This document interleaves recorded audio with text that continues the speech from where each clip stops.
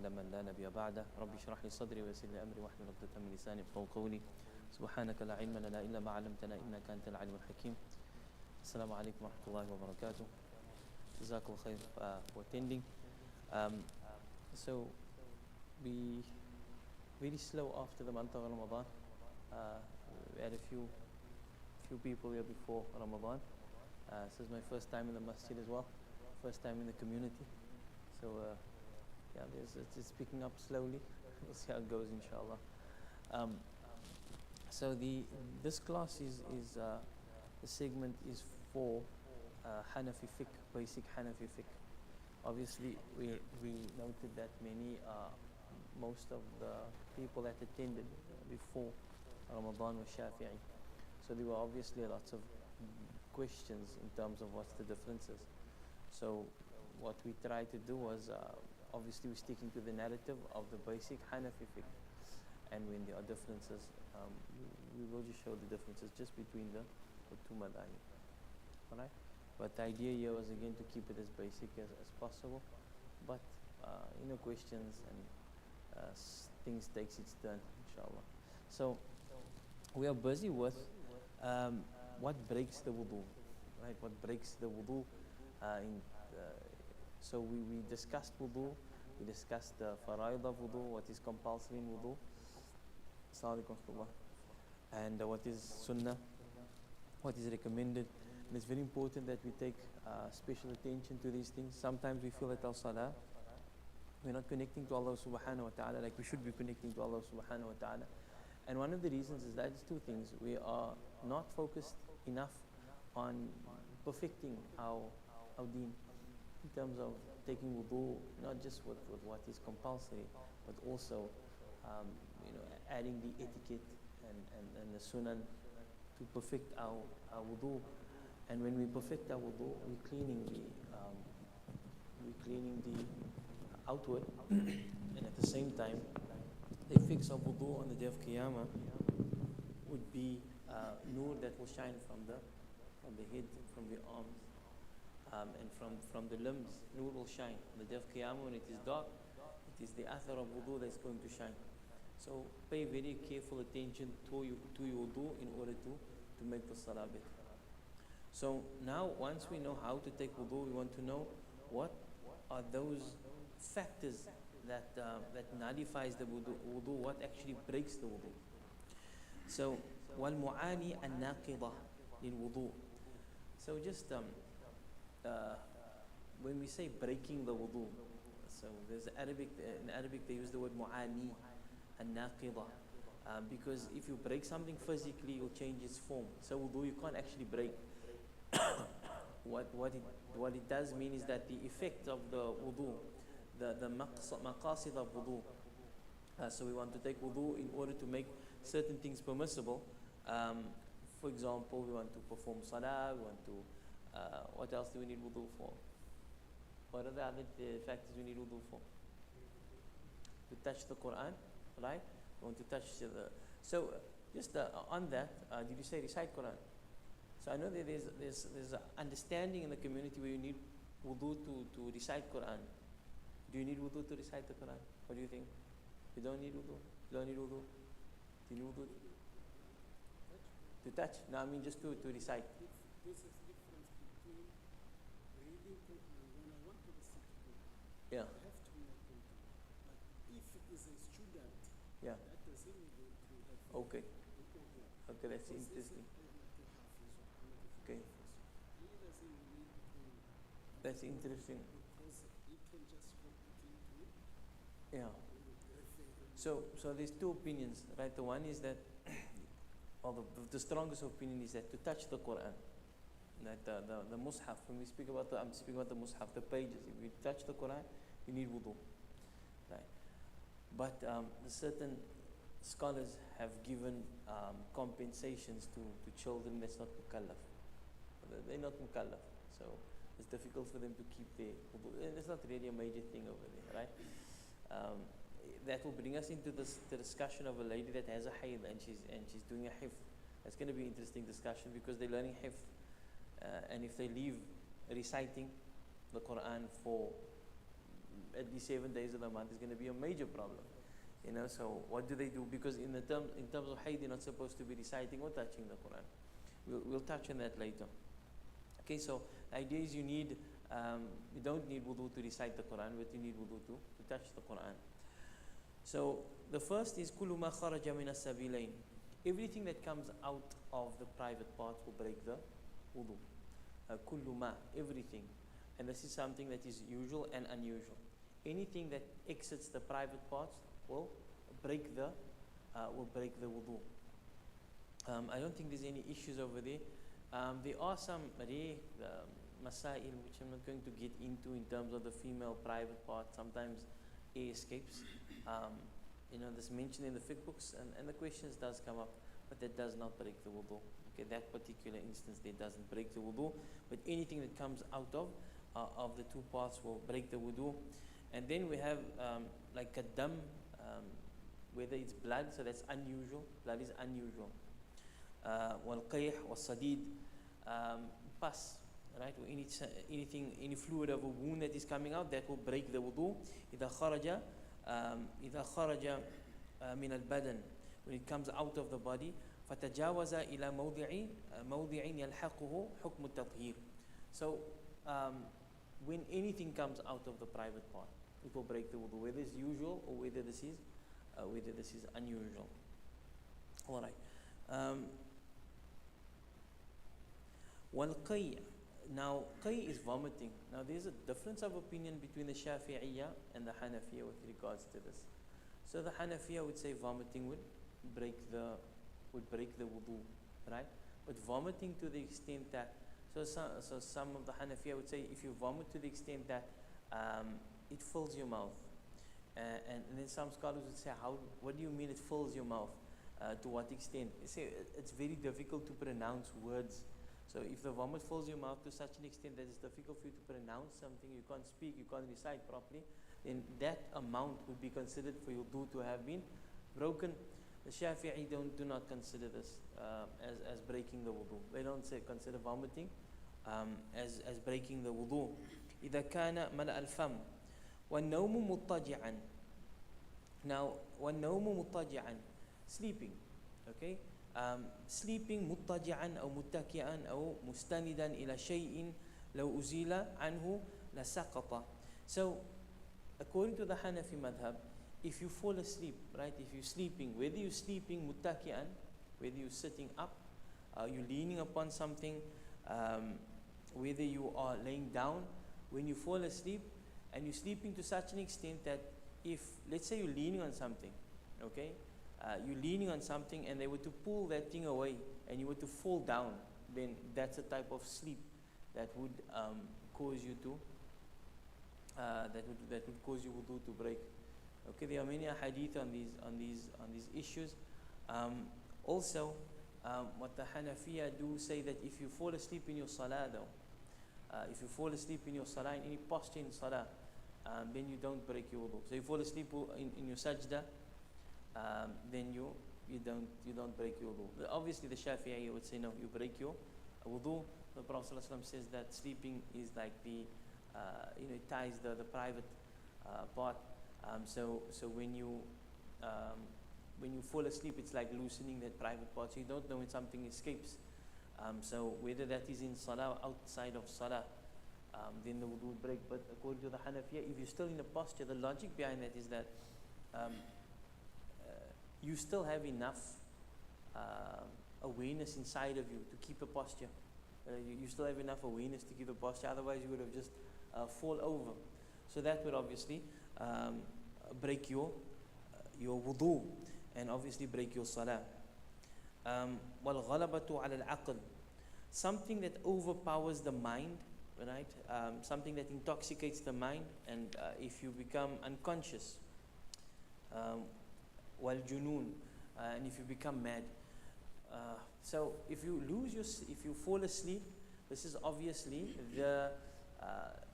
so the private parts cannot be controlled. So you don't know when something, a wind might escape. So because of that, you need to take wudu again.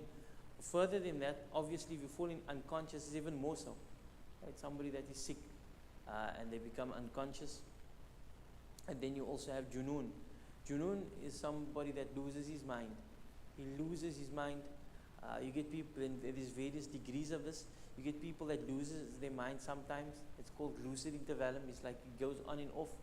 And when he's in a state of losing his mind, his wudu breaks because he doesn't know. He's not able to.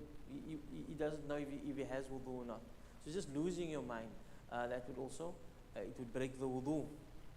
This is an interesting issue that is mentioned in the Hanafi books and not in the Shafi books at all. Qahqaha.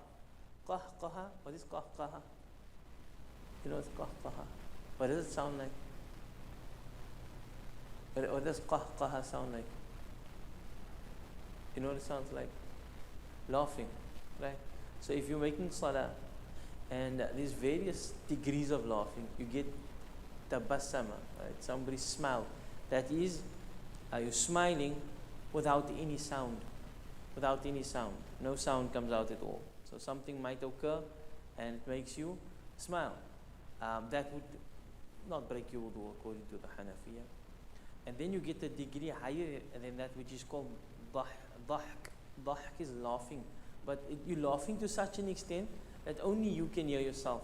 So if people are behind you, they can't hear you. They might see you moving or something, but there's no sound that is coming out. No sound that the next person can hear you, but you can hear yourself. So that's the difference between smiling and dhahik, laughing. But then there's another degree where you laugh so loud that you disrupt the people next to you. Right? You laugh so loud. So let's say you're thinking of something that's very funny. Right? You're thinking of something and you find it so funny and you laugh so loud. So you don't just disturb your own salah, you disturb the salah of those around you as well.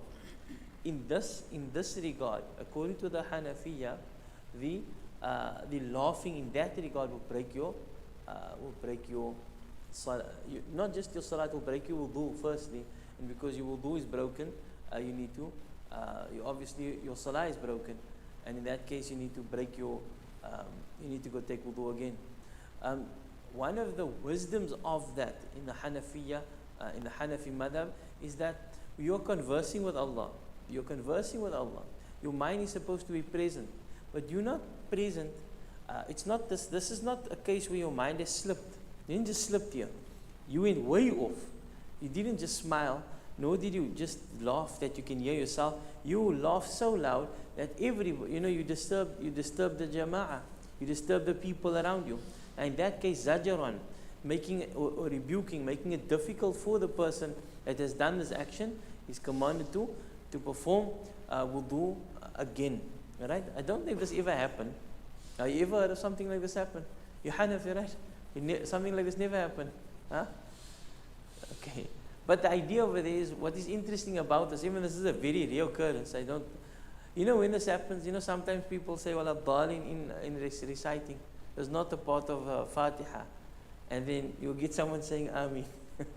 You get someone saying Ameen. So that's something that's funny that might occur in Salah. Or some child or something might do something funny in front of you. But again, if you're laughing to such extent. So this is interesting to know and to be aware of, that at least an Imam Abu Hanifa would say no, or the madhab of Abu Hanifa would say this will break your salah, because concentrate in your salah, connect with Allah subhanahu wa ta'ala in your salah. So wal-qahqaha, laughing, fi kulli salatin dhati ruku'i wa sujud wa fardil. Okay, so there's one thing that I didn't see it's mentioned over here. Okay, obviously it won't be mentioned over here. Again, there's a lamsul mar'ati, touching the female. Does that break your wudu according to the Hanafiya? Generally no, right? Generally no, it doesn't. So if a man touches a female, that he can't marry or he is married to, it won't break his wudu. Right? It won't break his wudu according to the Hanafiya. According to the Shafi'iyya, it will break their wudu. So this is a common issue that arises amongst our community. Right? Can we follow a different madhab with regards to this? And the answer is yes. Just be aware of what you are doing.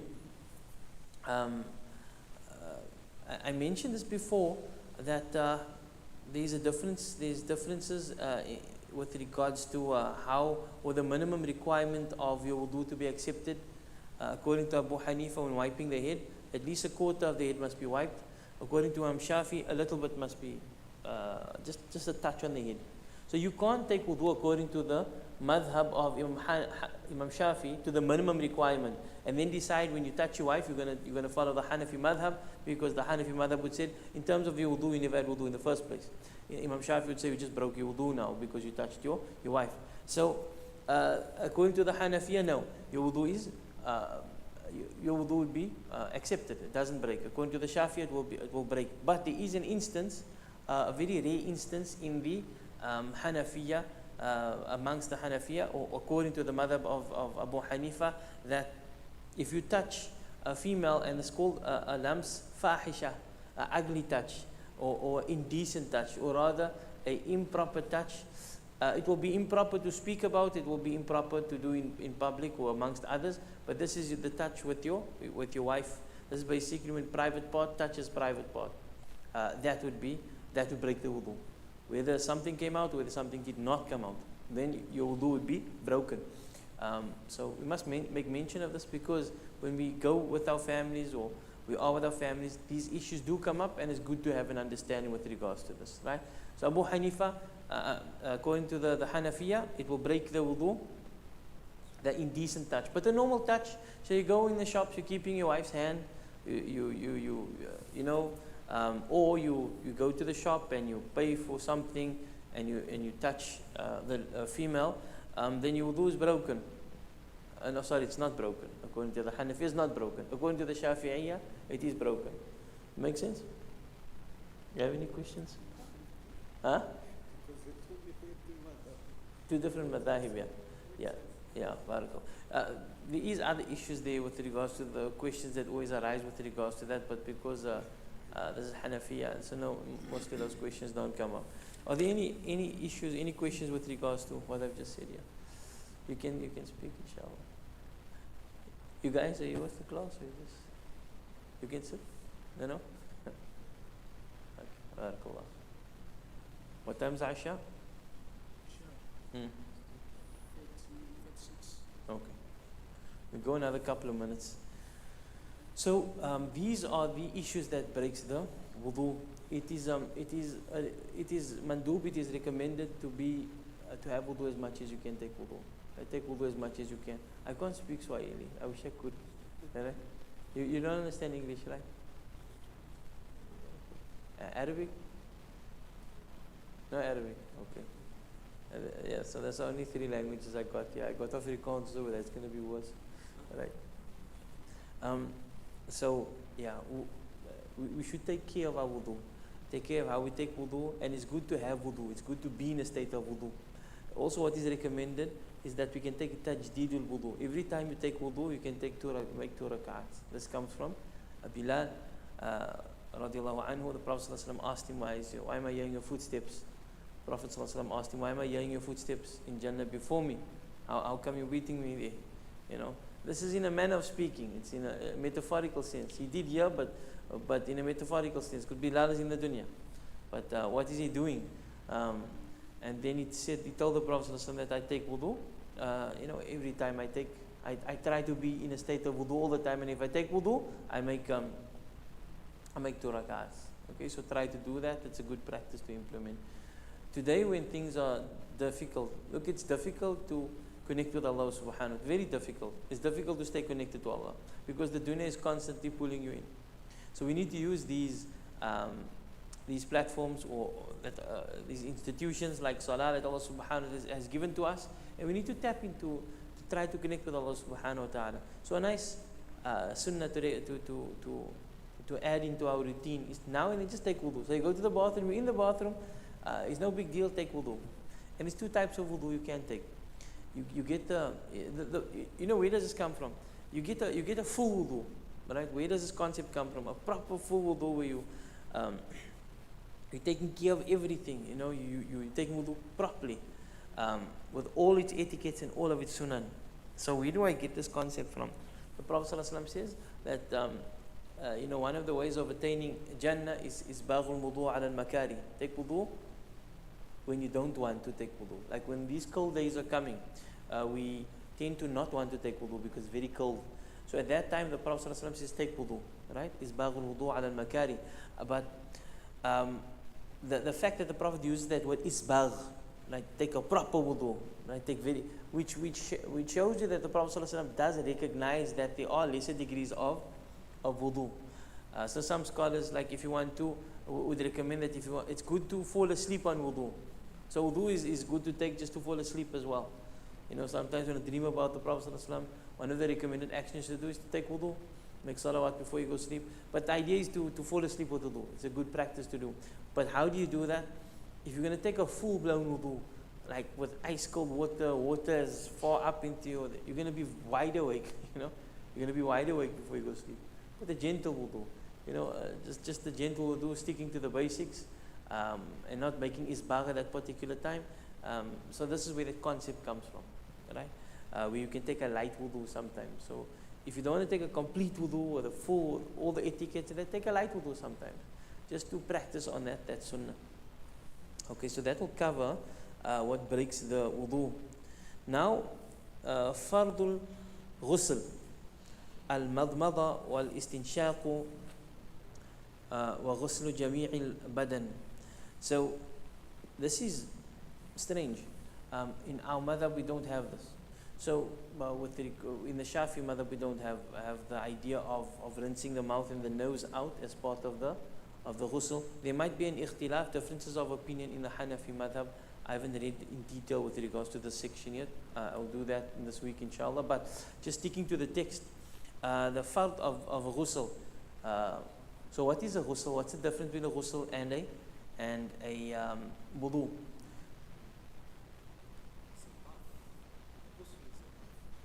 Ghusl is the entire body. No, the whole body. So we need, so you get a minor state and a major state of ritual impurity. So if you require wudu, then you're in a minor state of ritual impurity. You're impure, but it's a minor state. To get yourself out of that impure state, all you need to do is take wudu. You need to take wudu. And if you are in a major state of ritual impurity, meaning you can't just take wudu, you must take a ghusl. Okay? You must take a ghusl. A ghusl is washing the entire body. The entire body, water must reach the entire body. So, وَفَرْضُ الْغُسْلِ الْمَضْمَضَةِ the fard of the ghusl, according to the Hanafiya, is to make madmada, you must rinse the mouth out. So they are considering that part as fard. Again, it might be a confusion in this class. The Shafi'i do not consider that. Okay? The Shafi'iyya do not consider that. I was asked not to speak about Hanafi and Shafi'i all the time, but most of the people in the class is Shafi'i. So we don't want to make everyone confused. So obviously the question is going to come up because now we learn two ways.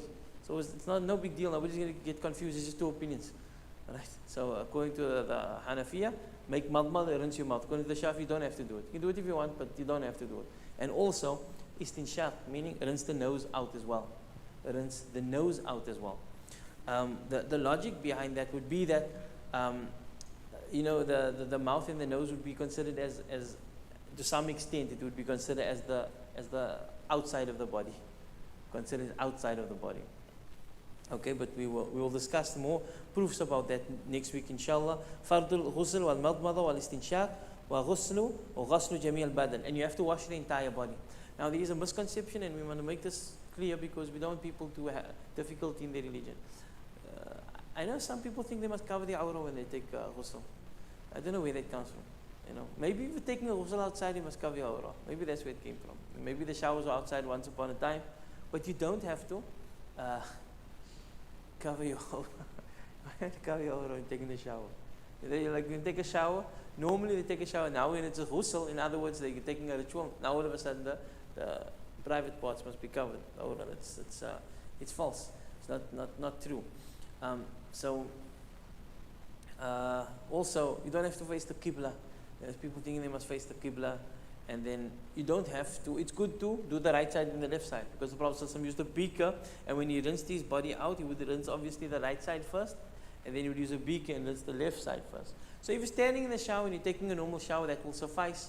But if you follow this, you want to follow that part of the sunnah as well, then you just let the water get the right side first, you turn to the left, and the water can get the left side first as well. So, but the idea of a ghusl is that the water must touch the entire body. In no sequence. No sequence. So if you jump in a pool, for example, you have a ghusl, because the water touched your entire body. Obviously now, according to the Hanafiya, you need to rinse out your mouth and your nose as well. Alright. So that is what the ghusl is. وَسُنَّةُ الْغُسْلِ أَنْ يَبْدَأَ الْمُغْتَسِلُ فَيَغْسِلُ يَدَيْهِ وَفَرْجَهُ وَيَزِيلُ النَّجَاسَةَ إِنْ كَانَتْ عَلَى بَدَنِهِ. So this is sunnah. So that is, so fard ghusl is simple. Just wash. Water you rinse your mouth out and your nose, and then water must touch the entire body. Okay, whether you're lying in a bath, and the bath must obviously have enough water in it, not a little water. We'll discuss what's a lot in a little later. Or you take a shower, or you take a swim, for example. Then you have a ghusl, because the definition of that is that water must touch the entire body. Note here again, a big difference between the Shafi and the Hanafiya is what? One major difference. What was that difference? Before that, before that there's another difference. I never mentioned it. It just occurred to me now. The same thing with wudu. When it comes to wudu, according to in the wudu, there's something that the Shafi'i considers compulsory that the Hanafi do not consider compulsory. What is that? It is an intention, right? Niyya. So according to the Hanafi, you don't need an intention for wudu, and you don't need an intention for ghusl, right? And the logic we spoke about of that, it's beautiful when a Shafi'i or Hanafi speaks about the various madhaib, and like if you read Hidayah, which is one of the shuruh of Quduri, then they say, according to Imam Shafi'i, rahimahullah, they address Imam Shafi'i in the most respectful ways, right? They say this is the Shafi'i's opinion, and this is our opinion, this is our proof. So this is a way that we need to address one another. So very often when we're looking at the different madhab, we want to know why are they wrong? Why are they wrong and why are we right? That is a total wrong understanding. Okay, the Hanafiya would use a Hanafi methodology of understanding Quran and Sunnah, and if you use the understanding, you'll come to the same conclusions.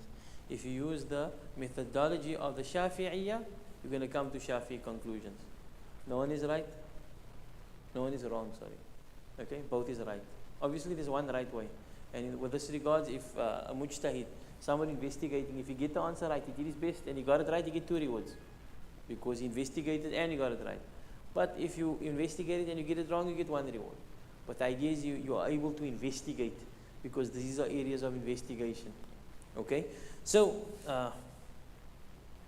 we have the sunnah is going to be the niyyah, right? You don't need a niyyah. I was speaking about the logic. The logic behind that is, according to the Hanafiya, you're not taking wudu by one of the reasons for a niyyah is to differentiate between a normal action and an action of worship. So how do you differentiate that? With an intention, right? You differentiate that with intention. But according to the Hanafiya, they're looking at the logic of this and saying, look, nobody's just going to take wudu by the way. You're not going to just happen to come by a tap and take wudu. You're going to go there for a particular reason. And you're only going to do that because you're going to make salah. So that is an intention. So you won't need a niyyah for that, because you know what you're doing. There's no other act you can be doing this for. But according to the Shafi, no, you need an intention for every act of ibadah. Okay? So you won't need an intention over here for the ghusl as well. Then what is the sunnah? يَبْدَأُ الْمُغْتَسِلْ فَيَغْسُلْ يَدَيْهِ. First wash your hands. Like wudu, wash your hands first. And when we're speaking about washing the hands, we're speaking about the fingertips to the wrist. And the reason and the logic behind that is, this is the part of your body that you're going to use to ensure that the rest of your body is clean. So if this part of your body is dirty, then how can you continue? Because you're going to make everything else dirty, right? Makes sense, obviously, right? Like you got oil on your hand or something like that, you can't wash the rest of your body. You're just going to put oil everywhere else. So washing the hands, and then wafarjahu, washing the private part. Now the private part you're washing first, because the private part, sometimes water don't easily flow over the private parts, right? So you need to, ensure that water is going over the private part. Have you noticed water? If you pour water over something like the first time, then it sometimes miss a lot of places. Like if you in the cold weather, if you put your foot under a tap and you just let the water run over there, you'll notice that there's some places that the water don't go, right?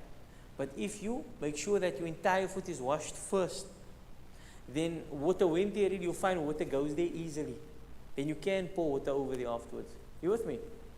So there's logic behind this. So you make sure that the water gets to your private parts. So it's sunnah to do that because it makes it easier that when you're busy with the fard part of the ghusl, in other words, the water must touch your entire body, then it's easier for water to flow over there. Alright? So wash your hands and then wash your private part. And then if there's any najasa, any najis on your body, remove that najis first. Again, you don't have to do it now because you're going to take a ghusl, but it just makes it easier when you take the ghusl for the water to flow over the skin without najis stopping that. And then anything that is prohibiting water from touching the skin. What is on the body that can prevent it? Like maybe painting or something like that. So the paint will have to be removed first. إن كانت على بدني ثم يتوضأ وضوء الصلاة. Okay. So then it is recommended, it is not compulsory to take a wudu. To take a wudu when you're going to take a ghusl. So the idea over here is a ghusl. Once you take a ghusl, you come out of the state of that. You come out of the state of impurity. Now you're in a state of purity, which means you can make salah. You don't need to have wudu, but it's recommended that you take wudu before ghusl. And what are the benefits of that? The benefits of that is again if you study wudu and you study the benefits of wudu, it has many benefits. Of them is the fact that it wipes away sin. Of that is the fact that it put nur on your body that will shine on the day of Qiyamah. So it is recommended, and it's an extra ibadah. So you got wudu is one thing, ghusl is another thing. So now you're doing two types of ibadah. So it is sunnah to take a wudu before ghusl, but don't wash your feet at that particular time. Why not? Because usually what they used to do is they used to pour water over them, right? So then the water is everywhere there. So all the water that is musta'mal, that is used, or maybe have najasa on there, you're standing in that water. So now, it's best to wash your feet when you come out of that place. So don't wash your feet at the time. So it is sunnah to take wudu, but leave your feet so long. Today I don't know how applicable this actually is because we stand in the shower and all the water goes down the drain. So to follow to the very literal form of this hadith, this recommendation of the madhab is that you'll have to wash your feet after or just when you're done showering. But the whole hikmah and the wisdom of that is that you are in a place of najasa, but here you're not because all the water went down. Am I getting too technical? Huh? You sure? Okay. Barakallah. Guys still with me? It's now 28. And let's go a bit further, inshallah, and then we can stop. إلا رجليه ثم يفيض الماء على رأسه وسائر جسده ثلاثا. Then to wash the head first. The head also got some nooks and crannies in terms of the ears, and so you wash your head first. What is the wisdom of washing your head first? The logic behind that is so the water, if you wash your hair and then or your head first, and then the water is flowing down, so the used water is going down into your body, and then you just rinse, and then you just do the rest of the body, and you're going to do that 3 times.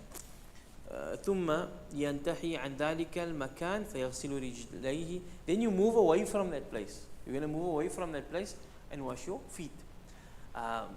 So the idea of that is you don't want to stand in the same place because now you wash your feet and you put it back in the water that you used.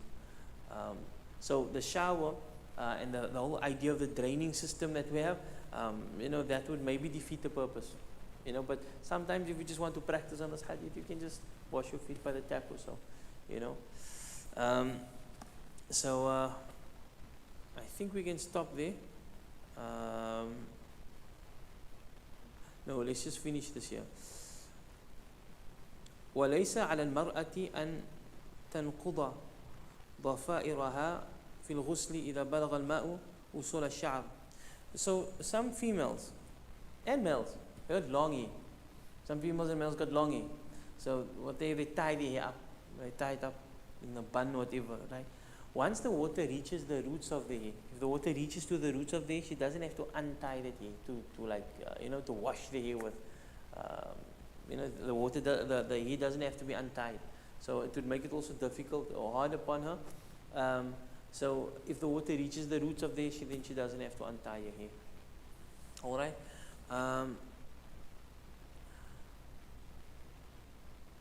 Okay, so how much time do I have left? Because we can go into those reasons that actually 6 minutes left. Okay, let's just go 2 minutes and we can stop there. والمعاني الموجهة للغسل إنزال المني عن وجه الدفق. We can stop there. Right, we don't have to go into that subject now. We can rather put more of a context to that next week, inshallah. So, yeah, we hope that. So we built up some classes before Ramadan. Some people came. So I'm new to the community. I'm new to the masjid. So you can spread the word, inshallah. So otherwise the classes can continue. So this class is designated on a Tuesday, and it's for the Hanafi Fiqh. Right. So yeah. Barakallah. This can stop now, inshallah.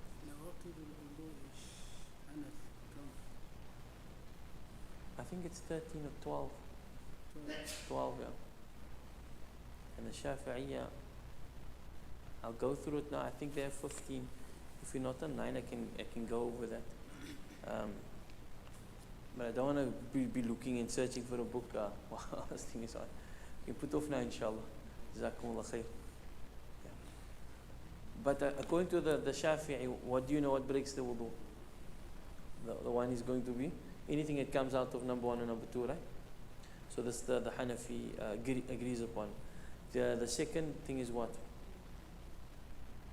Falling asleep, right? Falling asleep and ighma and junoon, that would break the wudu. And the Hanafi agrees. There's some slight differences of what they interpret of what is complete sleep. Like the Shafi'i, you say if you sleep muttaki'an, if you're falling asleep muttaki'an, meaning you're sitting flat on your bum, that means there's no place for wind to escape, then your wudu is still intact. Okay? The Hanafi have some explanation over there which we discussed. Then also touching a female, touching a private part, that we didn't discuss. Touching the private part, we didn't discuss it again because it's not mentioned in this book. When you touch your own private part, right? You touch your own private part, then your wudu is not broken according to the Hanafi madhab, right? And they use a logic, right? Some of the companions would have the same opinion, that to say, like, if you touch your private part is like touching your nose. It's just like a limb. It's just a limb of the body. Why would it break your wudu? Okay, according to the Shafi'iyya, it would definitely break your wudu. If you touch your private part with anything that is, like anything that is on the palm, anything that's touching this book now, that palm of your hand, the inside of the cuff, that would break your wudu. Okay. So, just give you some understanding. They would say they would say there's a umumul balwa. It's a common affliction. Common affliction. I always thought about that. How can it be a common affliction to touch your private part? But if you think of taking a shower or so, sometimes taking a shower, then you have to touch your private part. Now, the thing is, if you're taking a ghusl, think about this. If you're taking a ghusl and you're wiping and you're washing your private part, then you're breaking your wudu. Because the ghusl has a wudu in there. But just think along these lines, right? But according to the Hanafi madhab, no, if you touch your private part, it doesn't break your wudu. So there are some differences. Assalamu alaikum. Okay. Barakallah, we can end for the Jazakallah khair. Assalamu alaikum.